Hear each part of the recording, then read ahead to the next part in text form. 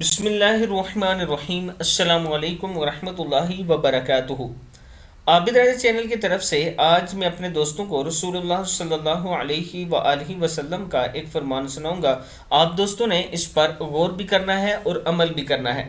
حضرت ابو ہریرہ رضی اللہ تعالیٰ عنہ فرماتے ہیں کہ نبی اکرم صلی اللہ علیہ وآلہ وسلم نے فرمایا، جب نماز کے لیے اذان دی جاتی ہے تو شیطان بڑی تیزی کے ساتھ بھاگتا ہے تاکہ اذان کی آواز نہ سن سکے، اور جب اذان ختم ہو جاتی ہے تو پھر واپس آ جاتا ہے، لیکن جو ہی اقامت شروع ہوتی ہے وہ پھر بھاگ جاتا ہے۔ جب اقامت بھی ختم ہو جاتی ہے تو شیطان دوبارہ آ جاتا ہے اور نمازی کے دل میں وسوسے ڈالتا ہے، کہتا ہے کہ فلاں بات تمہیں یاد نہیں، فلاں بات تم بھول گئے۔ ان باتوں کی شیطان یاد دہانی کراتا ہے کہ اسے خیال بھی نہیں تھا، جن باتوں کا اس نمازی کو خیال بھی نہیں ہوتا، اور اس طرح اس شخص کو یہ بھی یاد نہیں رہتا کہ اس نے کتنی نمازیں پڑھ لی اور کتنی رہ گئی ہیں، یعنی نماز کی کتنی رکعتیں پڑھ لی اور کتنی باقی رہ گئی ہیں۔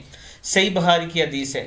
تو دوستو، جب بھی نماز پڑھو صحیح توجہ کے ساتھ پڑھا کرو، اور یہ بات اپنے ذہن میں رکھا کرو کہ آپ اللہ کے ساتھ بات کر رہے ہو، گفتگو کر رہے ہو، تو انشاءاللہ آپ کی نماز درست رہے گی۔ اس ویڈیو کو آپ دوستوں نے آگے ضرور شیئر کرنا ہے۔ السلام علیکم ورحمۃ اللہ وبرکاتہ۔